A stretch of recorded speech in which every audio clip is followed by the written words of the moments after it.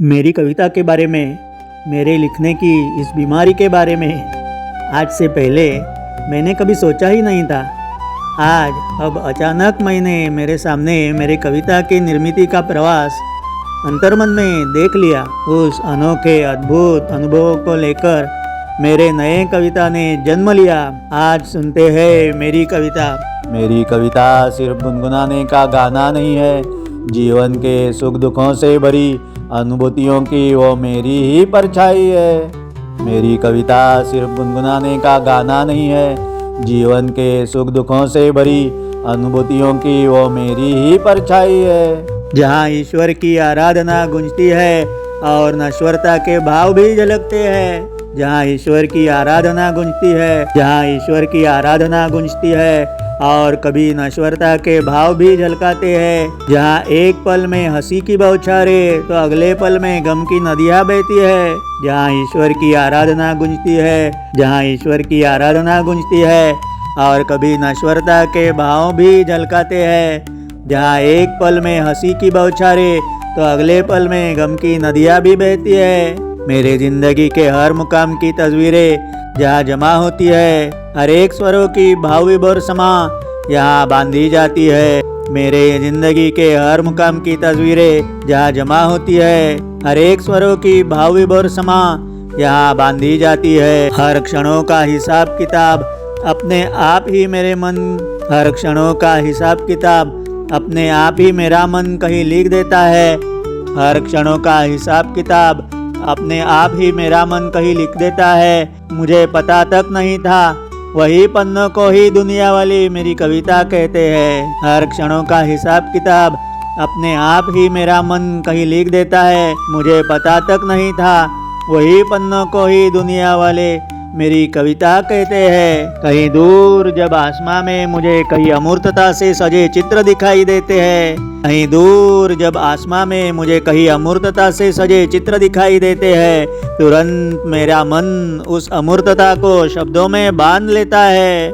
कहीं दूर जब आसमां में मुझे कहीं अमूर्तता से सजे चित्र दिखाई देते हैं, तुरंत मेरा मन उस अमूर्तता को शब्दों में बांध लेता है। इस दुनिया में ना ही मुझे कोई कवि या शायर भी मानते हैं, इस दुनिया में ना ही मुझे कोई कवि या शायर भी मानते हैं, फिर भी मेरे लिखे हर नज़्मे को तुरंत ही पहचान लेते हैं। इस दुनिया में ना ही मुझे कोई कवि या शायर मानते हैं, फिर भी मेरे लिखे हर नज़्मे को तुरंत ही पहचान लेते हैं। हर मोड़ पर खुशियों के बाद गहरे घावों से घायल होना भी पहले से ही तय रहता है। हर मोड़ पर खुशियों के बाद गहरे घावों से घायल होना भी पहले से ही तय रहता है। यहाँ हर खेल कोई और ही रचाते हैं, कठपुतलियाँ बनकर हम सिर्फ नाचते रहते हैं। हर मोड़ पर खुशियों के बाद गहरे घावों से घायल होना भी पहले से ही तय रहता है। यहाँ हर खेल कोई और ही रचाते हैं, कठपुतलियाँ बनकर हम सिर्फ नाचते रहते हैं। इस कठपुतलियों के खेल में मदारी डमरू बजाते कुछ चिल्लाते कहते रहते हैं। इस कठपुतलियों के खेल में मदारी डमरू बजाते कुछ चिल्लाते रहते हैं।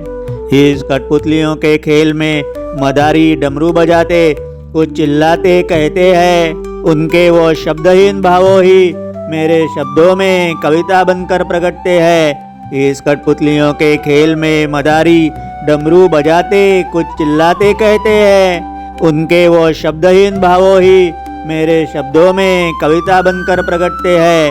इस कठपुतलियों के खेल में मदारी डमरू बजाते जो कुछ चिल्लाते कहते हैं, उनके वो शब्दहीन भावों ही मेरे शब्दों में कविता बनकर प्रकटते हैं। घने अंधकार में जैसे अचानक से बिजली खनकती है, वैसे ही अनजान क्षणों में मेरे मन में कविता प्रकटती है। घने अंधकार में जैसे अचानक से बिजली खनकती है, वैसे ही अनजान क्षणों में मेरे मन में कविता प्रकटती है। बहती धारा सागर को मिलती है, जैसे सागर से जहाँ नदियाँ मिलती है, वैसे ही मेरे मन की कविताओं की बहती धाराएं जनसागर के मनों में जुड़ती है। बहती धारा सागर को मिलती है, जैसे सागर से जहाँ नदियाँ मिलती है, वैसे ही मेरे मन की कविताओं की बहती धाराएं जनसागर के मनों में जुड़ती है। वैसे ही मेरे मन की कविताओं की बहती धाराएं जनसागर के मनों से जुड़ती है। मेरी कविता सिर्फ गुनगुनाने का गाना नहीं है। मेरी कविता सिर्फ गुनगुनाने का गाना नहीं है। जीवन के सुख दुखों से भरी अनुभूतियों की जीवन के सुख दुखों से भरी अनुभूतियों की वो परछाई है। मेरी कविता सिर्फ गुनगुनाने का गाना नहीं है। जीवन के सुख दुखों से भरी अनुभूतियों की वो मेरी ही परछाई है। मेरी कविता सिर्फ गुनगुनाने का गाना नहीं है। जीवन के सुख दुखों से भरी अनुभूतियों की वो मेरी ही परछाई है। जीवन के सुख दुखों से भरी अनुभूतियों की वो मेरी ही परछाई है।